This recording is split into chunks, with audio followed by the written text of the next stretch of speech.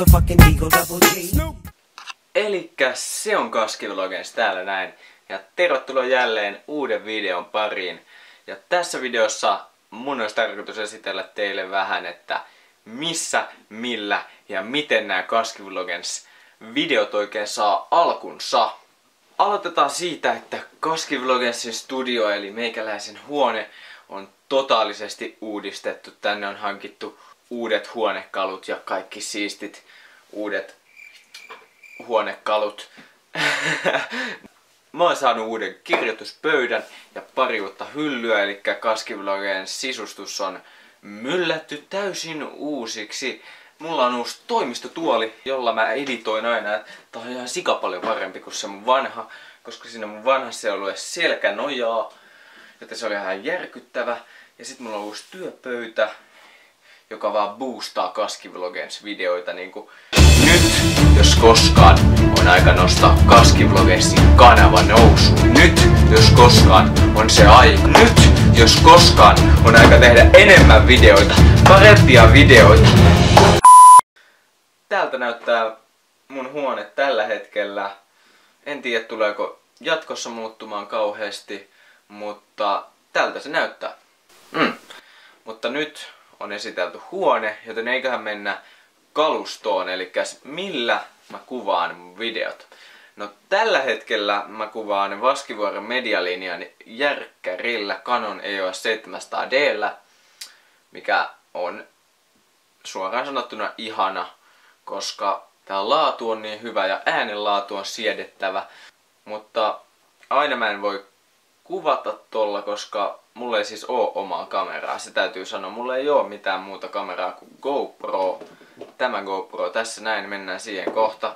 Mutta siis mä joudun aina lainaamaan Vaskiksen medialinjan kameran. Mä oon toki hommaamassa omaa jahkassaan säästettyä tarpeeksi.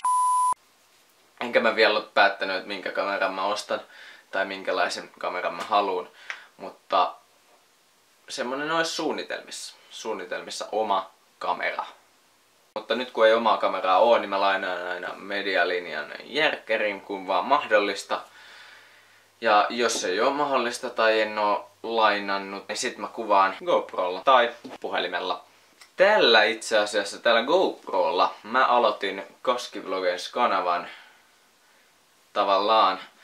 Se mun kanavan esittelyvideo on kuvattu mun kaverin videokameralla, mutta ensimmäinen kunnollinen video Stiigalla Jäämäkeä, Gone Wrong, Gone Sexual, on kuvattu tällä näin.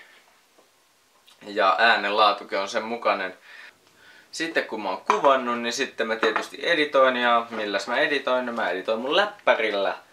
Ja tää on Acer Aspire V13, eli ihan perus. Mikäs se siellä? Ei oo tosiaankaan mikään pelikone eikä minkäänlainen tehomylly, tää on ihan perus. Tai no ei ihan perus läppäri, mutta siis niinku.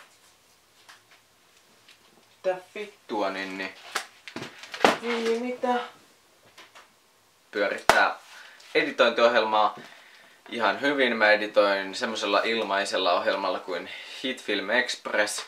Se on ihan ok. Ehkä siinä voisi olla vähän enemmän audion muokkausominaisuuksia, mutta kyllä se mulle toimii. On toiminut tähän asti oikeastaan koko Kaski-vlogens kanavan ajan mä oon editoinut. Se on niinku mun go-to editointiohjelmisto.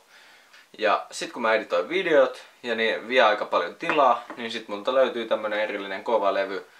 Ja jos editoit läppärillä, niin suosittelen kyllä hommaamaan tämmösen.